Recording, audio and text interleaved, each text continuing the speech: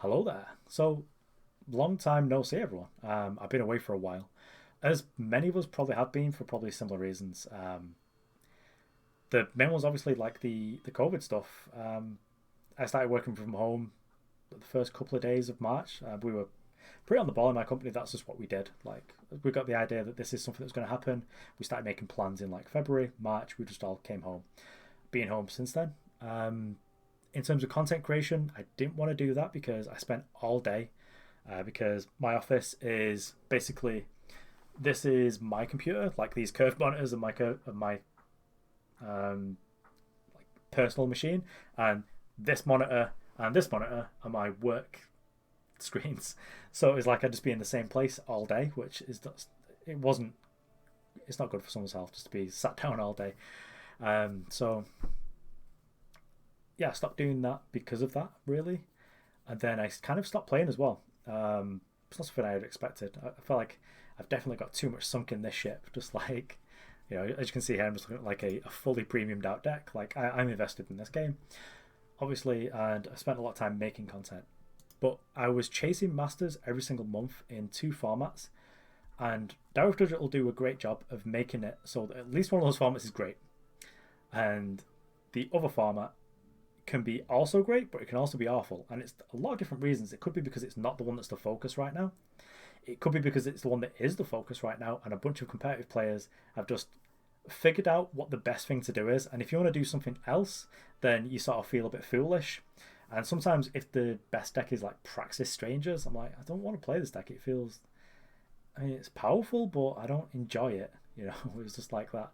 Um, so I stopped playing because it was just putting a lot of pressure on me. And then with the work from home, I was also sort of it was pushing me to be sat at my desk for longer than I really wanted to, and that was no good. I actually think as well that I had COVID in between November and February. I was super sick, and it kept coming and going, and it just never went away.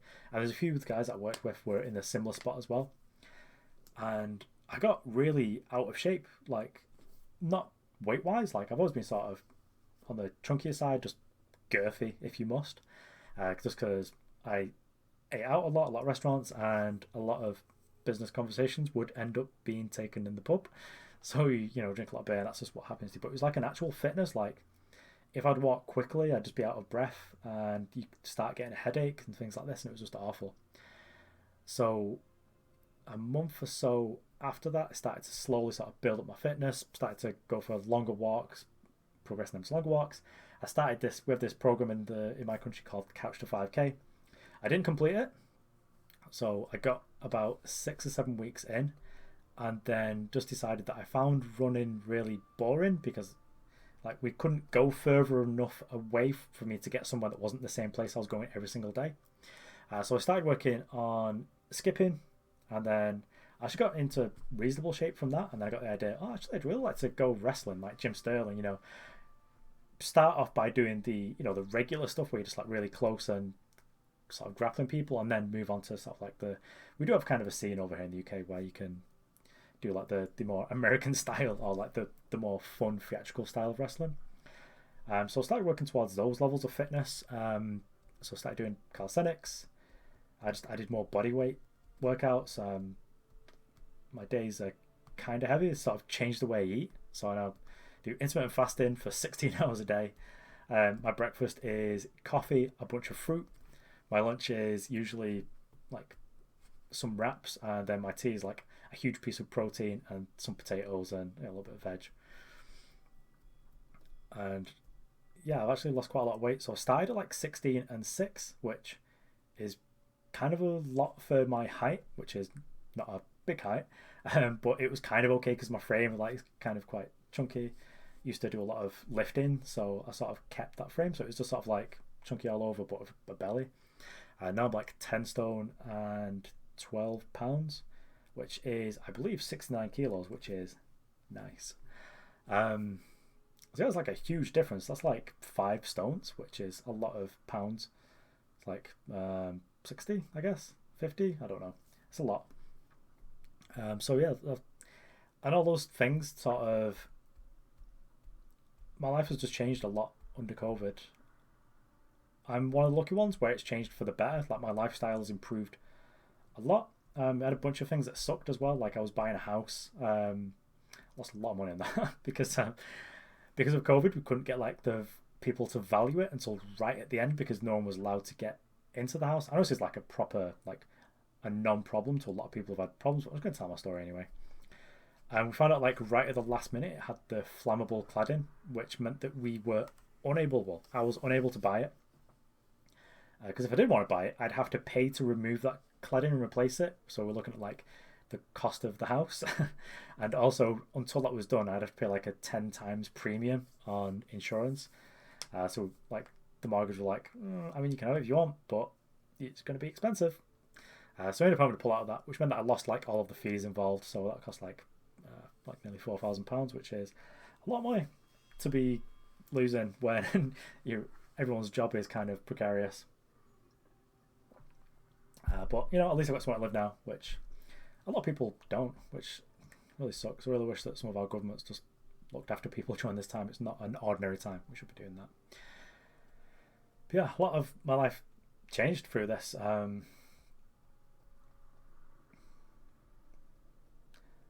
I didn't see myself coming back to the game for a while. I thought I'd check out the new content. I've not really followed like the Reddit or the Discord or anything. I'm in Yachtbite's Discord and I just go in there and talk rubbish every now and then.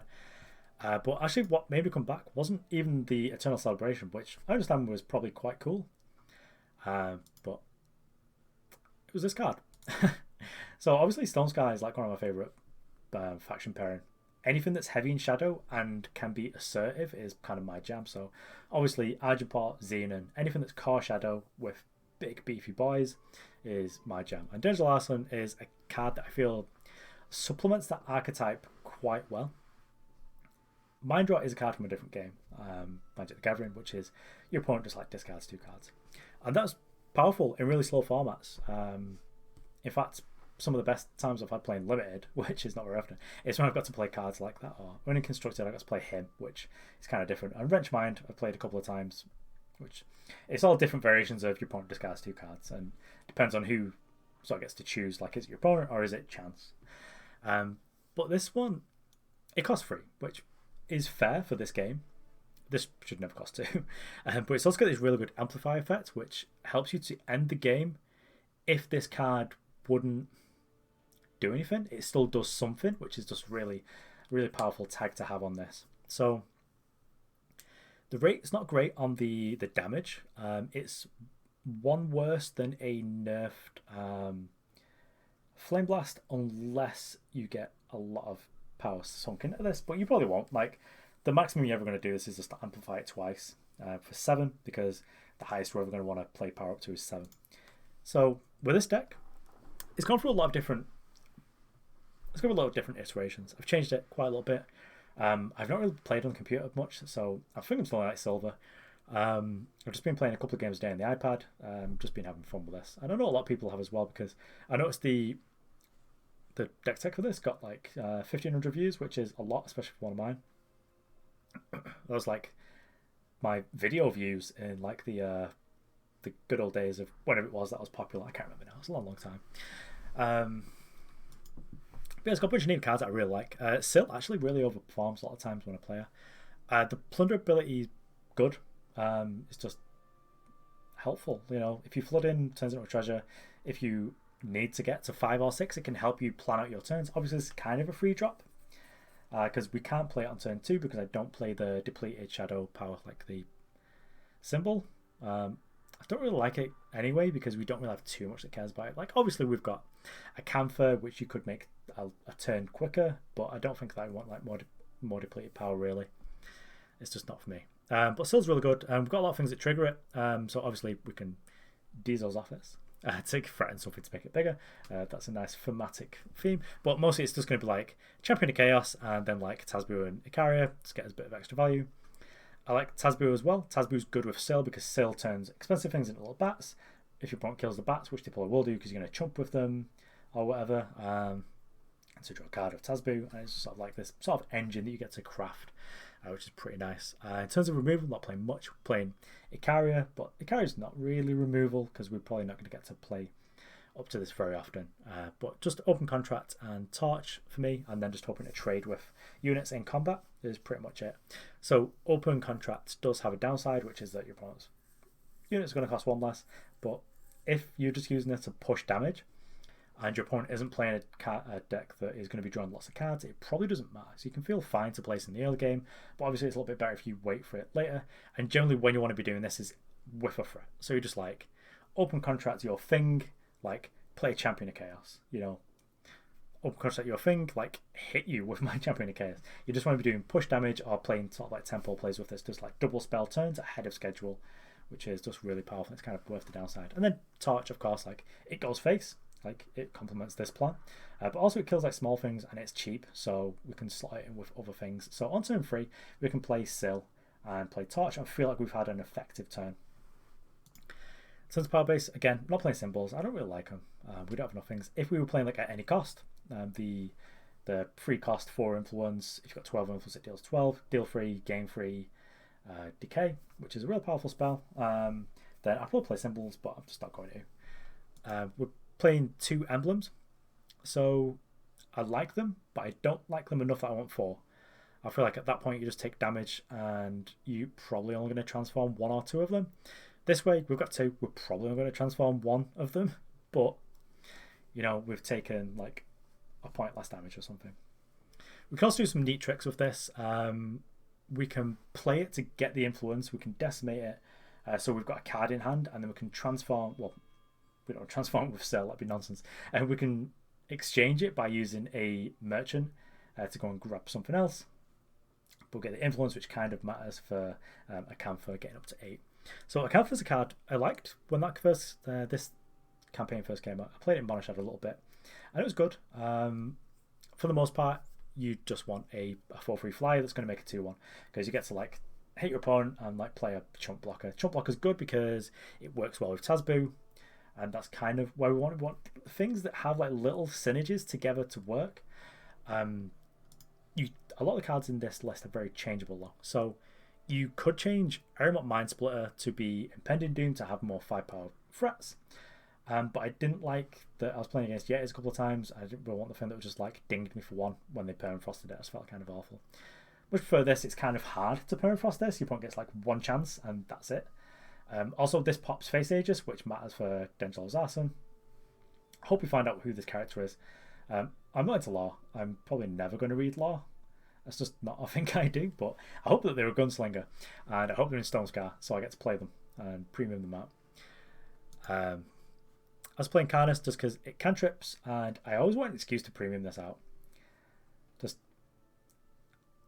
Stonescar is like my favourite faction because I can sort of premium everything out, because it sort of also transitions into Mono Shadow a lot of the cards, so you can have like a bunch of premium cards at once, because there's not been like a set for a long time now. I don't know when the new set's coming out.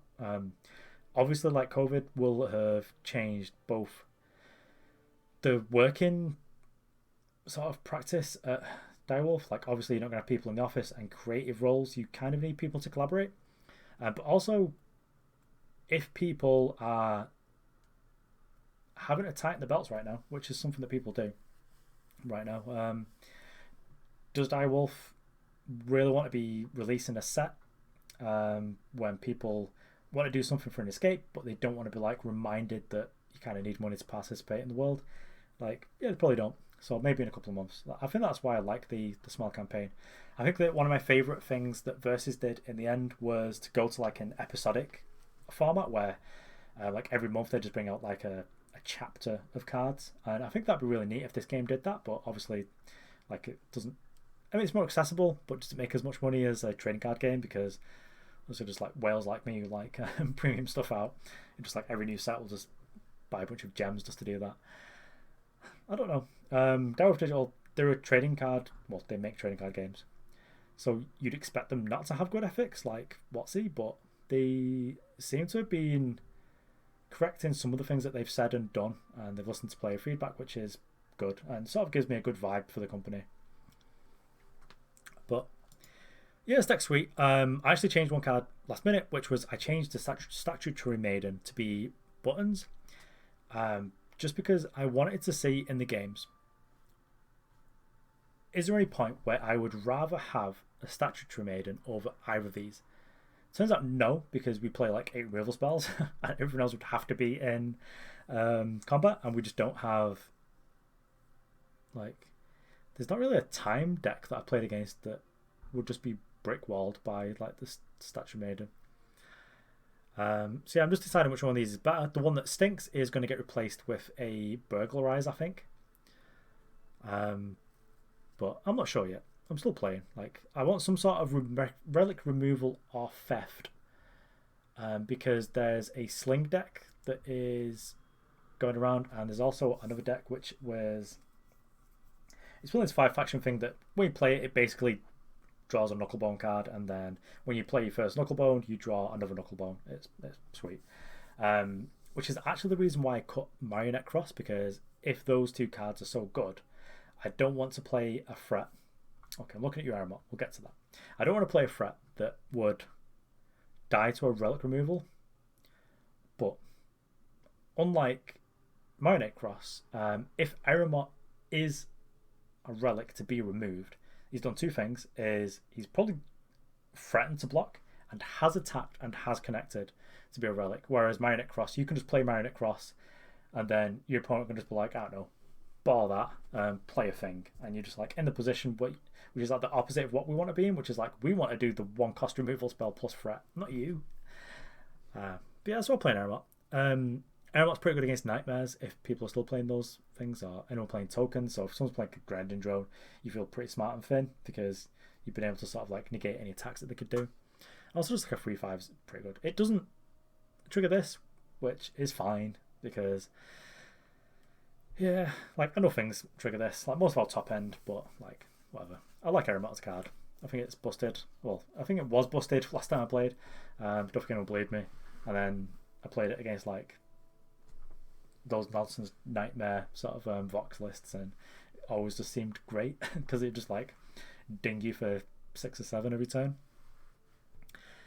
But yeah, that's it. I also just wanted to talk rubbish and sort of like get back into this. So I don't think I'll go back to the old schedule. It won't be like 1 or 2 videos a week, just full disclosure. But I'd like to get back in touch with my community, the games community, and sort of make something like once a week, once a fortnight, like as something sort of like piqued my interest. So okay, so on to the games. I foolishly didn't say we were going to do that, so now I'm putting this in post, and well, I don't want to open Eternal because I'm trying to edit and I might play another game, so enjoy.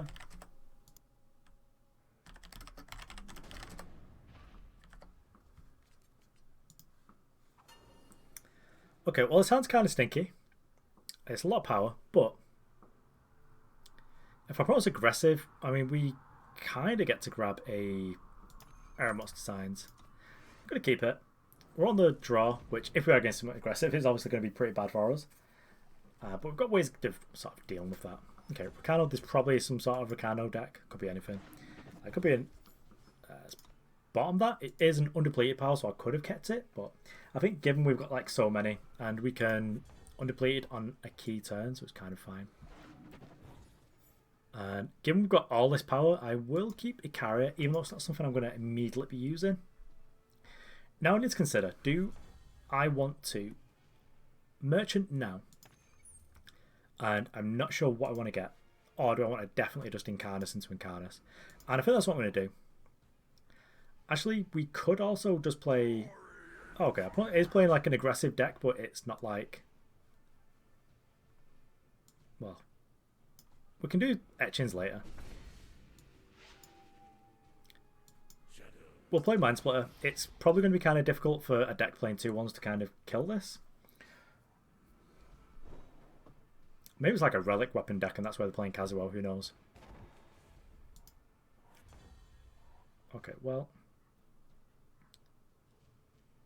It's going to be kind of annoying with this Shadow Etchings. It's going to be very difficult to make it like actually work this turn to be able to prepare us. Do we get Divines here? Just Desserts? Well, yeah, just Desserts is annoying. But whatever.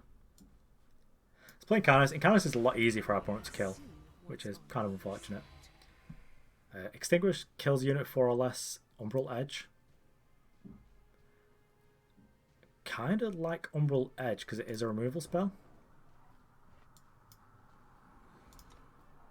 Like, it'll kill this. It's expensive, but like, whatever, it'll kill this.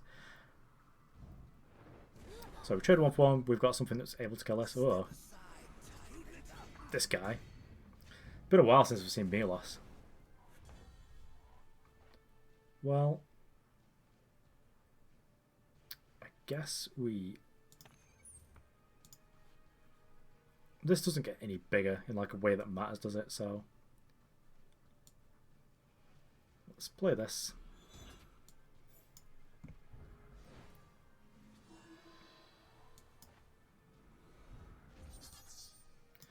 We'll kill Milos just before that gets out of hand. Like, the 2-1's fine. Like, our opponent can just spend like the entire turn ultimate it if they want. That's what they'll do. I guess we could make Icaria. I could just ignore this. Like, if our opponent doesn't have a relic weapon, it doesn't really do much. It doesn't have... Overwhelms are going to deal like 2 damage. Okay, well, Tasbu's on the top. So we probably just play that. I was thinking, like, do I just go and grab a... Yeah, let's get rid of Shadow Sigil. Do I just go and grab, like, a Highwayman, which I think we might do next turn. Probably could have kept the power, actually, because then it could have been at 8, which would have been 3 plus the 5. But I'll do it next turn if we really need to. Yeah, if our opponent's just, like, double torch this into attack me for 2. Yeah, I'm fine. Okay, so we got there. Oh, this guy. Well, probably not going to take a point of damage quite yet. Although we can do the thing we spoke about where we get to play this because we get the power for it this turn. And then we just like trade out the 2/2. Yeah, I think I'll do that. So that puts us to 8. We can play Decimate. We can trade this for a Vicious Highwayman. Which kills Hojan because Hojan's a little bitch. We're getting 5s. If our opponent relic weapons, I mean, like, they might want to kill this, but if they want to kill this, it makes the thing rubbish if they want to rebuy it. Also, just like snap block. Why not? Also, having this in play is kind of nice because then if a carry does kill something, this gets to like lifesteal quick draw again. It's pretty neat. Oh, yes. A nice big Acantha. So, is our opponent playing Harsh Rule in their like mono 2/1 deck? Probably, because they're playing Ricano. But I'm going to try and gain some lives anyway. I assume people don't play like Sarah anymore. Well, just desserts. Yeah, that's fine. We got warcry, which is still decent. What do you think you're doing? Just dessert is like... It's kind of like a weirdly reactive card, but it's probably really good if you don't mind fogging one of your attacks just to make one of your opponents. Yeah, going for this one seems kind of smart. Going for both of them. Guess they've got no more spells in hand. Well, they don't. Like, even if they do, they don't. Okay, well, let's just attack with your favourite girl over here. Get some Incarnus magic on. Touch of the Umbra. Could be good. Let's jam this off and just grab Diesel's office. Probably kills anything our opponent does. Unlike we win any race at that point. Seems fine. It's been a while since I've been in silver. I don't think I've been in silver since like I first started playing. Well, at least since the end of set 1.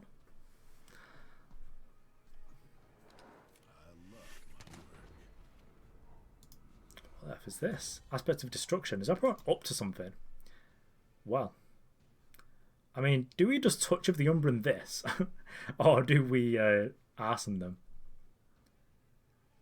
And if we arson them, yeah, let's just steal this. This seems cool. We'll do this. It's also at that point is going to be exhausted, so even if they kill the attachment, like they don't get to attack us and get the thing, we can just do this next turn.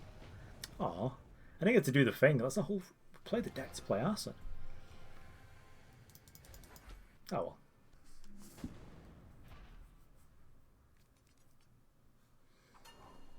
Yeah. This hand seems... I mean, we're on the draw, so if we drew like a third power, we'd be in pretty good shape. But The Acantha is kind of, it's a bit more of a late game threat really that you can just play early on to block and stuff, but I'm just going to redraw this. It seems kind of fine against like a lot of matchups. We've got like, if these cards become bad, we can merchant them away, and if we're against something that needs to remove threats, we can do that. So I think because we've got the merchant and a 4-drop, I'm just going to grab the Shadow Sigil now. I do like the redundancy of having both of them, and it's kind of nice being able to play like a Seeker Power that has late game utility. Okay, do we play the second one? Yeah, maybe not. I think we'll keep the second one. The first one was like an easy one to snap off, but when our like most expensive card in hand we can play, I don't think we really need this because we're like got 3 draw steps before it matters. Gorgon Fanatic. Well, cut them up, you say. So that's interesting. Like, do we play a threat, allow them to play a removal spell, and then get the thing through? Do we play a removal spell, of which we've got 2 that are probably decent? I do play like a Semway Smuggler, which is pretty good at just like dealing with this. If our opponent does like attack with our removal spell. Let's have a look at the market. We've got Nullblade, which I think is what we'll get. So let's get rid of open contracts. We'll grab Nullblade. It's not like trading an effect for an effect, but this recurring this is a real pain in the ass. And because our opponent is playing a deck that can draw a bunch of cards if they need to, would much rather not give them like a 1 cost reduction this early in the game. Generally, I just ignore the downside of open contracts. Like, don't feel bad about playing it early game. Okay, Permafrost, like whatever. I think at this point we don't need to rush with. If our opponent plays them a threat, I'm going to snap off the Nullblade, kill their threat, and deal with this. Okay, they just Dark Return just like instantly, which is fine. Okay, I'll play Insignia before they do anything silly like put. I don't know. Maybe there's some way they can put a card in our deck. Let's just not find out about that. I have seen what's on the other side. Okay, well, Eye for Night is probably not going to do much against this deck. I mean, most of their threats are going to be cheaper than ours, which is where Eye for Night shines, but here's the but. Most of their threats, if they're exhausted, they've probably already done the thing, because I think that our opponent's playing some sort of infiltrate deck. Also, it's kind of expensive. I think I'd much rather like a Knife Jack. It deals 2 damage to us, but like whatever. It's a body that does stuff. Yeah, let's grab a Knife Jack. We'll play this before the Nullblade though. I don't want to just like nug my Nullblade for no reason. So if they play it this turn, we do get to Nullblade, and then we don't even have to attack it with the Nullblade. We can just torch it.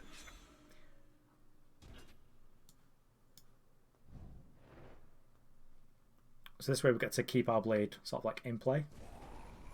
Yep, so that deals with that. So that gets -5. We then get to attack our opponent for 5, and then another 3. I don't think Felon's got charge anymore. And Hornet Scream's going to do this. Like the Nightmare, you know, if it gets us, it gets us, like whatever. But it only deals 1 damage to us this turn if our opponent is playing Recurring Nightmare.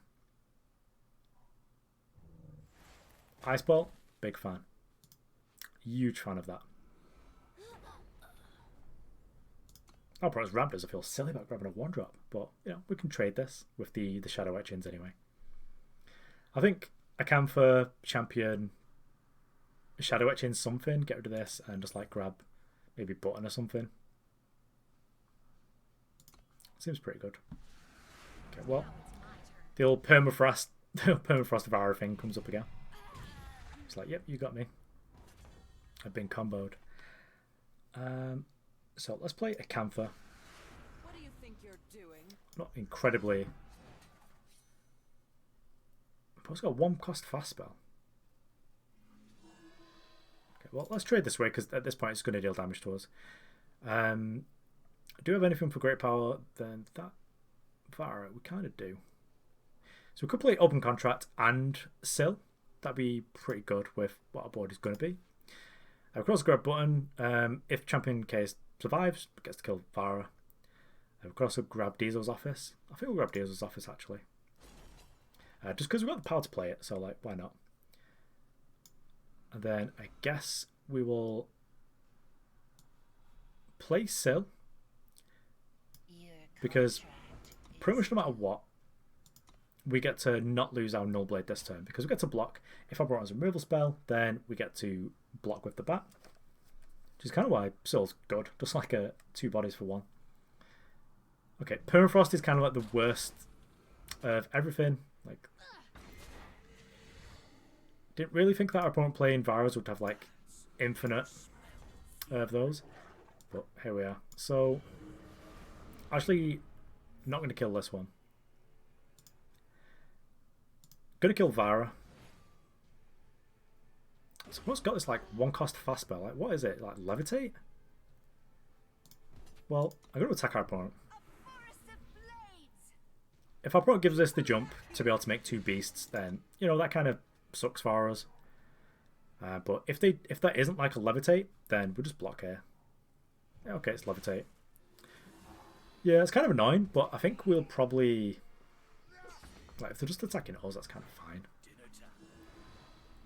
If we find a shadow source, then this will edict them when we hit them next turn. Like, if we do hit them. You look lost. I appreciate we've not been playing for a long time, so our MMR's probably pretty much zeroed out, but I've been playing with this deck and winning quite a reasonable amount. So another thing we can do as well with Threaten is make it so that things that wouldn't normally trigger Sil will trigger Sil. But I don't think we care about that right now. We're just going to scheme and see what we find. So I'll play Emblem, and this is going to do double duty. It's going to give us a 2/2, but it's also going to give us the influence. So if our opponent isn't able to interact here, they have to edict something. Obviously, they're just going to give us the 2/2, which is like whatever. Oh, they're giving us the 1/1. Okay, that makes sense because they are a point and scream deck, obviously. So let us.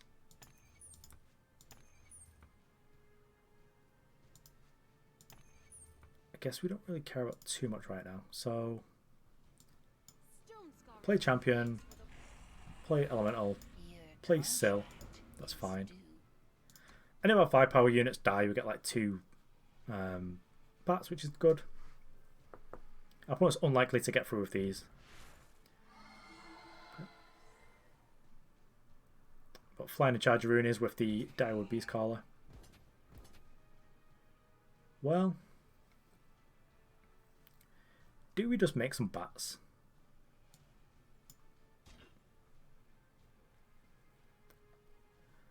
Do we really care about this for 5 damage? We probably do, given... No, they're not attacking the site. I don't think we care.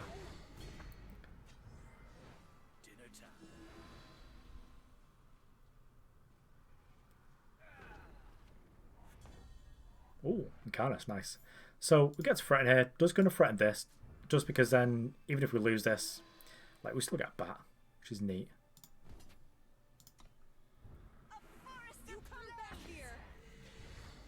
Really do like Acantha, like as a card. Yeah, you can see we get some like value here. It's like not most. We're just killing like random stuff. Deadly Confrontation, Hostile Takeover, or Twin Spitling. Twin Spitling is just like a 1/1 deadly, not the greatest for us. Takeover doesn't seem to do too much for us, but Deadly Confrontation is just like a powered removal spell. We don't have any... I don't want to play this right now, just don't need to. There's nothing I desperately want right now more than this. So just keep this, seems fine.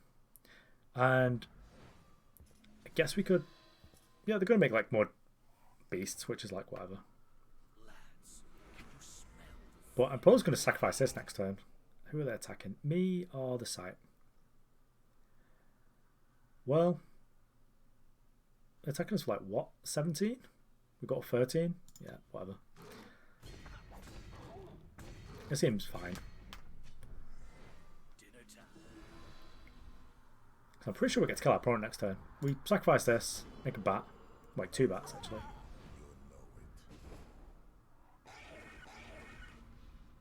To attack here, here, and here. Actually, do we just...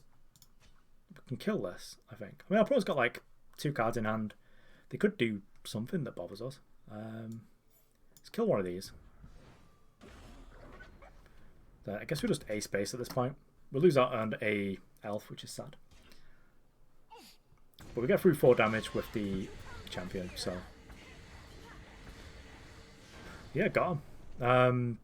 We're going to be playing against some like older versions of decks, probably just because our MMR is close to reset, and even though we've been winning quite a reasonable amount, we're still probably going to be playing against other silvers and bronzes just until I get back into sort of like masters and top 100 and all that.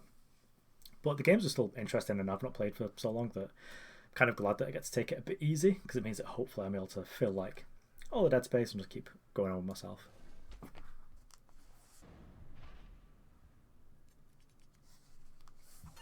Okay, well, again, we kind of need a third part for this hand to kind of operate, so we'll redraw this. We're on the play, which is nice. That's close. Do we want to go with a 6? I kind of do, yeah. I think we could just do better than that. Okay, well, we didn't do better than that, but we've potentially got like Incarnus into Tasbu, which is, you know, still reasonably good. Oh, no. Well, I guess we're definitely snapping this off. We'll be able to get our card back with Tasbu. Not having a fire source is kind of okay because our hand is just all shadow stuff. Uh-oh. We're playing against like some sort of fire deck. Clodagh. Okay, so which one is Clodagh? Can't play our thing, which is annoying. So Clodagh attacks Plunder. That's probably this turn. Got a while before it's... well, okay, so actually just like mono fire. It's playing Prism Golem. So, because this is unlikely to get to block anything, because like next turn this... Actually, we could block it next turn, yeah, okay. I have seen what's on the other side. So we can play it at any cost, which seems good, so I'll do that. It gives us something to play next turn. I was thinking, like, if they're able to give this quick draw like this turn, we probably don't get to block. I didn't catch that. Could you try again? I wasn't asking you, Siri. Like, go away. Okay, let's just put the iPad down. Yeah, so we're going to block here.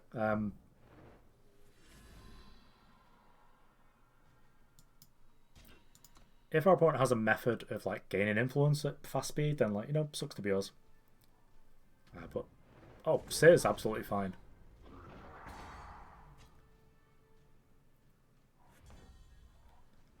Well, I guess we're just preparing to make a Tasbu. I think that our opponent has potentially plundered a little bit too much, so let's just at any cost now. We could at any cost this, like make it a 2-2, but getting rid of that just seems good. And then we get to play a 6-6 in the face of a 5-5. Like, if our opponent has to attack and use a trick, then it seems fine, you know, because we get an extra card out of the deal anyway. But we are going to be taking some rough beats here for a little while. Oh, Siege Train. Okay, well, we've got like a snap block that we have to make here. So, these both cost like millions, so not much we can do there. Play Tasbu with the intention of just like blocking, like. If our opponent doesn't... I mean, they may as well attack with this. We don't want to give this like 2 ticks because it could do... I think last time I checked, the piercing shot on this still plays even if you don't have a frame play, so I really don't want to just like let them hit us with this twice and then get to 4 us. Yep, so they may as well attack here because it's kind of free because we have to sort of block here.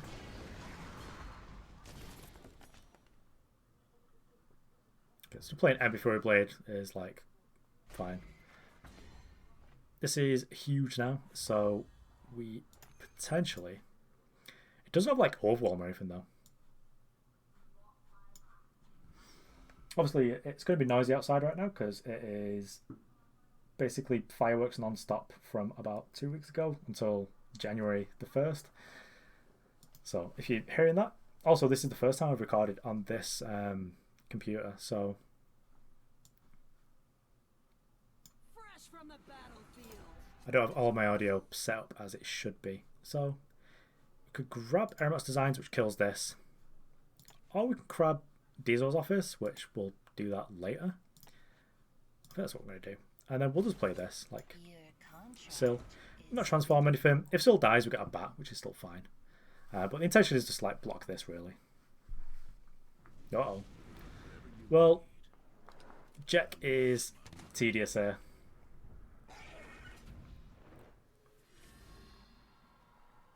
Okay, so we just block here just to take the small amount of damage. Getting the designs was probably better.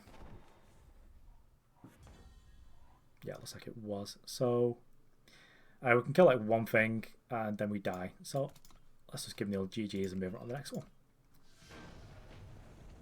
Yeah, maybe we should have just got like designs down. Probably would have been better there, but well, there we are.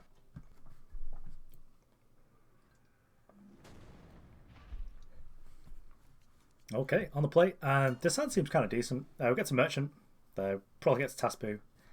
Actually, no, it's not. We don't have like a Crest, which is what I was kind of missing. Don't have interaction though, but yeah, I think we can redraw this. Okay, that's better. It also gets like Angelos as well, which is good. Do you wonder who this character is though? Like, guess we'll get some sort of promo with them. Maybe it'll be this month, who knows? But more Stonescar characters is fine by me. I will keep the extra power right now. There's not many 2-drop spells we've got that we'd want to play into. Just Fire Actions is fine. It's could be like Mono Shadow, Mono Fire again, sorry. Okay, Tasbu on top is great. Not just going to like snap off a torch here. I don't think we're going to play the Merchant for a little while as well to sort of see what we need. Okay, well, that makes that a little bit easier. We're just going to torch this because that could be a potent threat. Just going to play this. I don't want to plunder anything because I like everything. I'm probably going to play Arson next turn though. Just if we don't have anything else to play, that's just what I'm going to do. I'm not quite sure what the metagame looks like anymore, to be honest. I assume not much has changed. I don't think any... Well, no sets came out, right? It's just the campaign and... Okay, well... It kind of works out. We don't get, like, our opponent's last 2 cards, which is what I always like getting. But we get to... discard them, like... kind of a pivotal point. This is probably, like, a really hard decision for them. But hopefully if it gets like a burn spell, it means that our Tasbu is probably going to be really safe. Yeah, so we've got this guy which is annoying and a Fire Actions. Fire Actions is probably pretty big. Going to sit back. If our opponent wants to use like another spell to kill this, real happy. Opponent can have a 2-1 in play, even if it does draw them a card, because we're going to put a Tasbu in play next turn. Like, I will snap this trade off. Our opponent gets to redraw back up. Eremot good, but not yet. And I'll snap block here. If our opponent has like a trick, that's fine. It needs to give it quick draw for it to matter. And if it's just like a combat trick that just gives it overwhelm or whatever. Okay. So don't seem to be doing anything there. There's nothing that we can grab with like Eremot's designs, so I'll just play Eremot Mindsplitter. Sit back here, kind of happy. Like if our opponent deals with our things, like sure we take damage, but we're 26 against like a mono fire deck, and it's like turn 25 or something. Feeling pretty confident about this one. Volatile Grenadine, I'll just take the damage. I don't really want them to have like gain a massive 5/5, so that seems kind of nonsense. It costs 2, 1, and 1. I think that I will just Fresh from the battlefield. Trade this for a Vicious Highwayman. I think we... Should we attack this turn? I think next turn is the turn when we can afford to attack. This turn I'm just going to set our opponent, sit back, our opponent does whatever. Our opponent can ultimate here if they draw like a rubbish card. Like, well, Siege Train, not a rubbish card. But also don't want to Shadow Etchings quite yet. We'll kill Kazuo. And then we get to attack here with the 5/3. Get 5 lives, and if our opponent puts like some things in front of it, like... Oh yeah, our opponent makes this thing big. See, I've been away for that long, I completely forgot this guy had text. I mean, we were just going to block it anyway, so it doesn't matter. I'd completely forgotten that this gained life. Well, the more you know. Well, you could stay at home now, Highwayman. Stupid. Well, I suppose that's kind of a problem. What do we do about that? I'll probably just like grab Diesel's office. Just like kill it with a big lifesteal generator. I guess meals is a good reason to not being constantly attacking. So does our opponent have? What do they have underneath this? Piercing shot would be annoying because they get to kill less. But like, whatever. Let's get to draw a card off that, so that seems fine. MP4 Blade, is that +3/+3? I guess they're starting to build a board now. We've probably kind of let them back into the game by quite an amount. Just by giving them this back. So let us from here.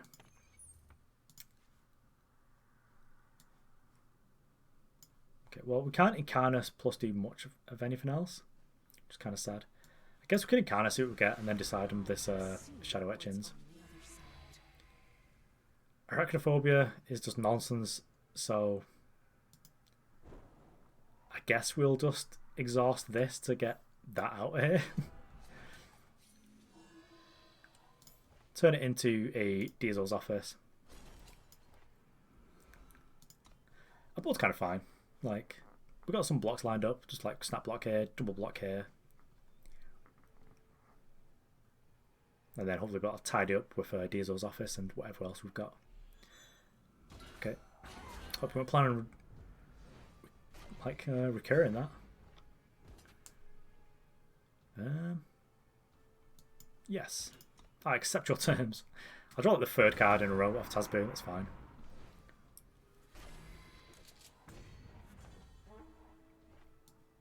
Okay, well. Decimate here, so we get the threat for next turn, and because we don't need to be at 7 for like literally any other reason now. We'll cut ties this. Ah, I promise I've enough. But we're about to give everything lifesteal, and you've got a Milos. Okay, last one for me, and then we'll get into like the deck tech and whatever, and sort of like wrap it up. So we'll redraw this pretty handily, just like wasn't happening. This one's kind of good. I'll keep this. We're also like snap off an Etchings on turn 1. I can't remember if we were on the play or not. But then turn 3 we get to play Sil. I guess Sil kind of wants me to play some of those double shadow like depleted lands, but I don't think I do really. Because unless you play like Devouring Shadow or at any cost, we could play at any cost. At any cost is a good card. And it deals 12 like in the late game, which is pretty busted. But we don't really care too much about. We don't have any Surge. So it's just like adding more depleted powers. Guess you could put 2 in place of the emblems, but I'd like the emblem. Okay, put on play, but just like depleted powers, it's fine. Try this up. We just want to get to be able to play Tasbu like pretty reliably. If we draw like extra power by turn 3, we should know if we've got too many powers, and then we're going to start like turn 1 into a.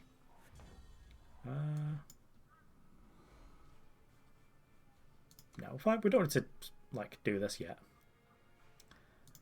So I could play as like a control deck with the Arcanum. Good sight actually. Did enjoy that.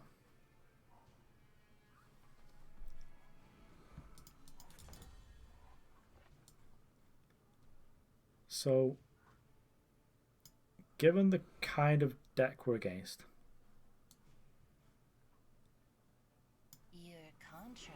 I think I'll play this. I'll decline to plunder. I'm not going to go to the market.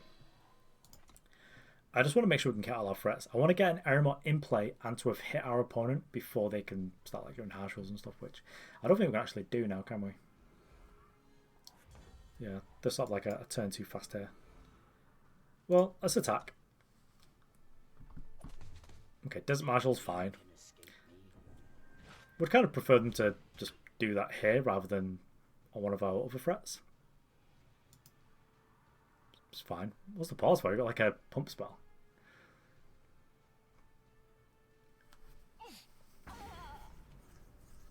Okay, well, I guess we'll just play Incarnus. I have seen what's on the other side. Remembrance. Play a unit from your void. Of cost 3 or less and shift it. Seems good. Street Leecher, we've not got any weapons. We've got no threats. I'll keep Remembrance.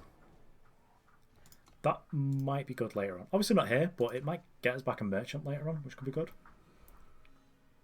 Or if we have like an unsilenced Sill, that's kind of nice.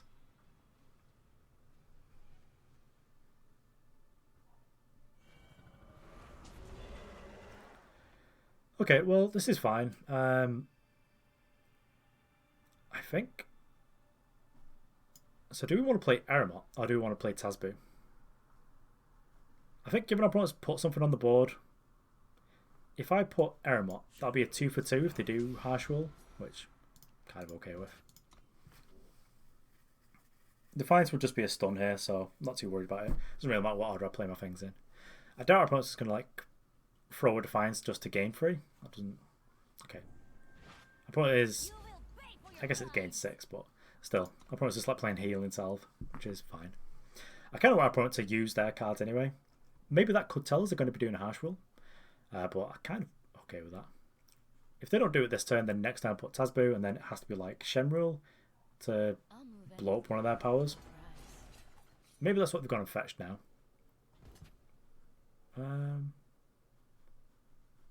Do this block here? I mean, we're not getting in anyway. I'd rather make the decision for them rather than have them make the decision for us.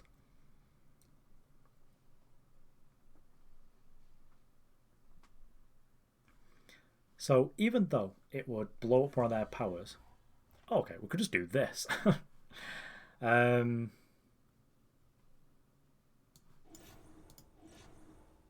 let's do this. I was thinking, how do we force them into... Oh, they're that kind of deck. Cool. I was thinking about how do we force our opponent to use the Decimate on their Shem Rule. I guess we don't. That's the long and short of it.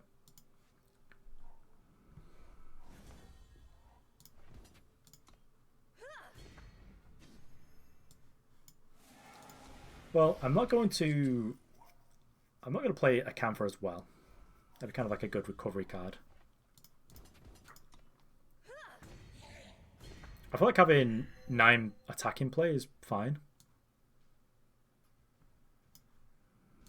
Because I feel like if our opponent does wipe our board, then it's through Shem Rule, and they'd be able to silence our board, which means we wouldn't draw any cards. Oh, they grabbed Nahee's Distillation. Okay, that's fine. Well, now I feel silly, because I could have killed them and I didn't. Well, I probably could still like have another... Okay, well, they could have had another Defiance, but they didn't. Yeah, okay, well, you can sort of see how the deck plays out there then.